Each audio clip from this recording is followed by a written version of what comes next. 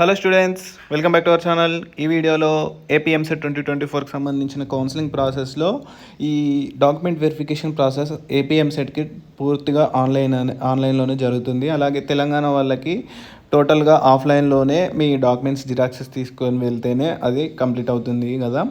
So ఏపీఎంసెట్లో ఎవరెవరైతే హెచ్సిఎల్కి వెళ్ళాలి help line సెంటర్కి, సో అక్కడ హెచ్ఎల్సీకి ఎవరెవరు వెళ్ళాలి, అలాగే కొన్ని దానికి సంబంధించిన డౌట్స్ అనేది క్లియర్ చేయడం జరుగుతుంది. సో ఈ వీడియోకి ఈ ఛానల్కి కొత్త వచ్చినట్లయితే ఛానల్ని తప్పకుండా సబ్స్క్రైబ్ చేసుకోండి, వీడియోని లైక్ చేసి మీ ఫ్రెండ్స్కి అయితే షేర్ చేయండి.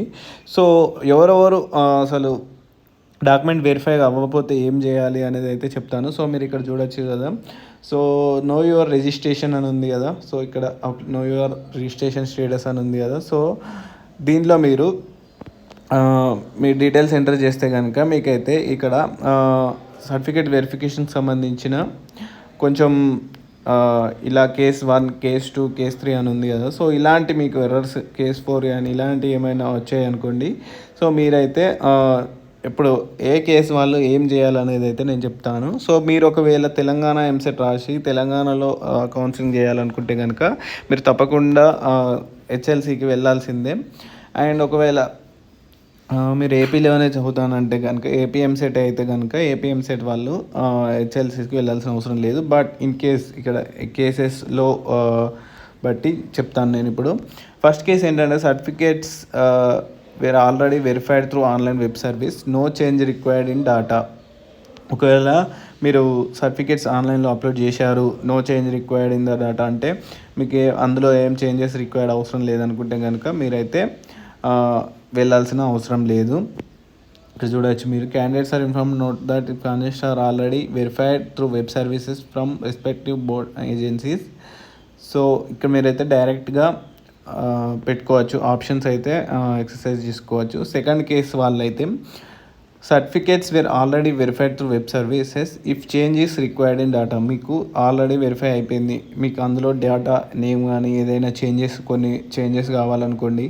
సో మీరైతే ఆన్లైన్లో అక్కడ if they are eligible can proceed to exercising options. So మీరు అక్కడ అప్లోడ్ చేసిన దగ్గర మీకైతే ఆప్షన్ అయితే ఉంటుంది ఎడిట్ చేయడానికి. సో అది అక్కడ మీరు నేమ్ కానీ ఏదైనా ఎడిట్ చేసుకోవచ్చు. లేదా మీకు ఏదైనా డౌట్ ఉంటే కనుక నియరెస్ట్ హెల్ప్ లైన్ సెంటర్కి అయితే వెళ్ళిపోవచ్చు.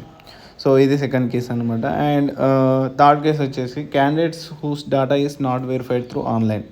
సో మీ డాటా ఆన్లైన్లో వెరిఫై అవ్వలేదు సర్టిఫికేట్స్ అనుకుంటే కనుక మీరు తప్పకుండా హెచ్ఎల్సీకి వెళ్ళాల్సిందే. సో మీరు నో యువర్ రిజిస్ట్రేషన్ అని నేను ఇందాక చూపించాను కదా. సో దానిలో మీరు మీ డీటెయిల్స్ అనేది ఎంటర్ చేస్తే మీకు అక్కడ చూపిస్తుంది వెరిఫై అయ్యాయా, వెరిఫై అవ్వలేదా, ఏ కేసులో ఉంది మీది అనేది అయితే చూపిస్తుంది. సో వాళ్ళైతే తప్పకుండా వెళ్ళాల్సిందే, నాట్ వెరిఫైడ్ అనే వాళ్ళైతే. సో ఎందుకంటే వెరిఫై చేసుకోవాలి కదా హెచ్ఎల్సీకి వెళ్ళి. సో ఇది అన్నమాట 3 కేసుల వాళ్ళైతే. సో ఇంకొకటి ఏంటంటే, సో మనకి ఫిజికల్ హ్యాండిక్యాప్డ్ కానీ ఎన్సీసీ స్పోర్ట్స్ వీళ్ళు ఫోర్త్ ఇంకో కేటగిరీ ఉంటారు కదా. సో వాళ్ళదైతే ఆన్లైన్లో వెరిఫై చేయడంట. సో వాళ్ళైతే తప్పకుండా వెళ్ళాల్సిందేనంటే హెచ్ఎల్సీస్కి. సో ఇది అనమాట. Candidates must go to government polytechnic Vijayawada with all original certificates 2 sets of xeroxes as per the schedule. So ఇది అన్నమాట. సో ఇది అయితే మనకి వెరిఫికేషన్ సంబంధించిన డీటెయిల్స్ అయితే. సో మరిన్ని డీటెయిల్స్తో మళ్ళీ వస్తాను. అలాగే మనకి ఎంసెట్ కౌన్సిలింగ్ సంబంధించిన గైడెన్స్ మొత్తం ఈ ఛానల్లో ప్రొవైడ్ చేయడం జరుగుతుంది. కింద డిస్క్రిప్షన్లో టెలిగ్రామ్ అలాగే వాట్సాప్ గ్రూప్ ఛానల్స్ అయితే ఉన్నాయి, జాయిన్ అవ్వండి, సబ్స్క్రైబ్ చేసుకోండి. Thank you.